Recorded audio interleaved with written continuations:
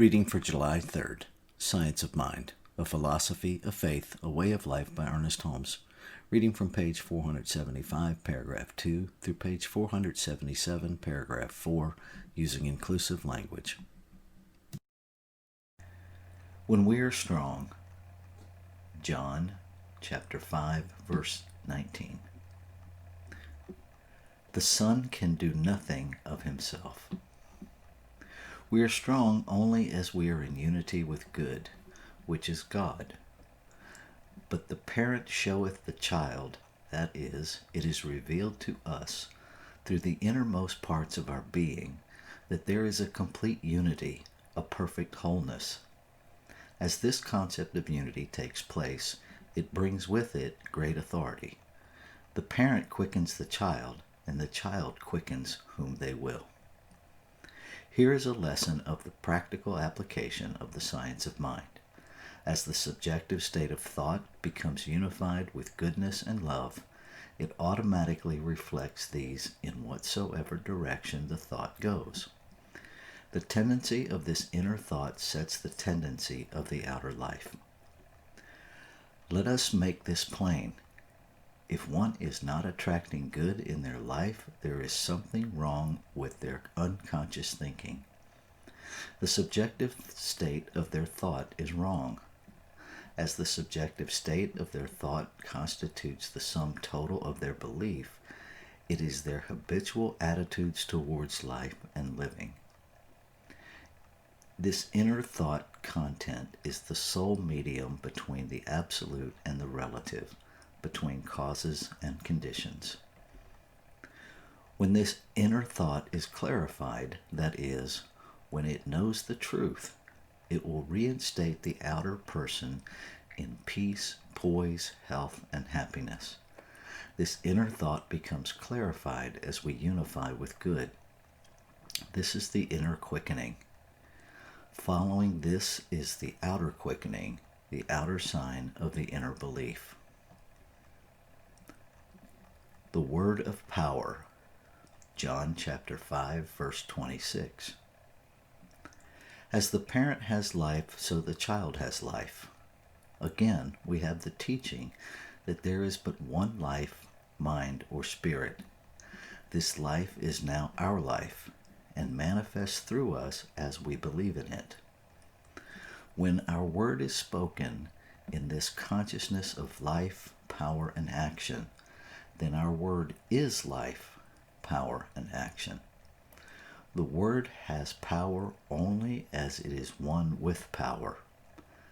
The word is a mold which decides what form the thought is to take as it assures shape and becomes a part of our conditions.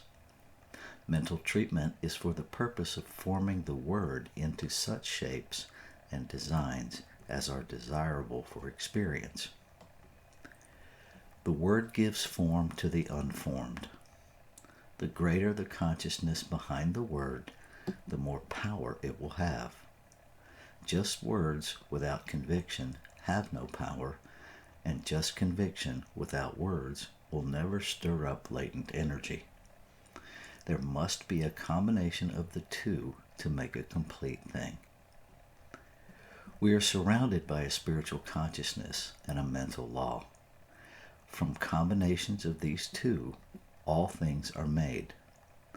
We unify with the spiritual consciousness as we become aware of it.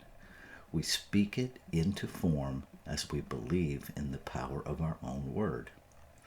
In treatment, there should be first a realization of power, then a spoken word. One generates, the other distributes. The meat which perisheth, John chapter 6, verse 27. Labor not for the meat which perisheth. Jesus knew that we need food to eat while in flesh, so he could not be referring to literal food, but rather that inner substance which is spiritual. Starvation takes place on more than one plane. More people are starved spiritually and intellectually than physically. A full stomach will never appease an appetite for learning, nor can a loaf of bread satisfy the inner craving for reality. The whole being needs to be fed bread and meat for the body, knowledge and wisdom for the soul, atmosphere and consciousness for the spirit. We live on 3 planes at the same time. To attempt to desert any one of these to the cost of the others is abnormal. To live only on the physical plane is to become a brute. To live on the intellectual plane alone might produce a learned and a scientific person, but they would lack true perception. To live only on the spiritual plane might cause one to become a dreamer without any particular way of making their dreams come true. The 3 planes of life. People are a threefold principle of life and action. They are spirit, soul, and body.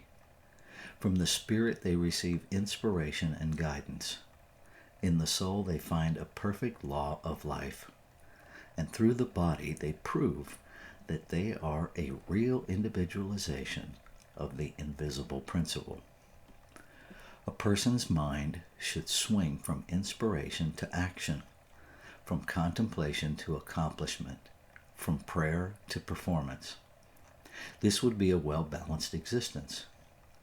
The spirit fires the soul with energy and understanding.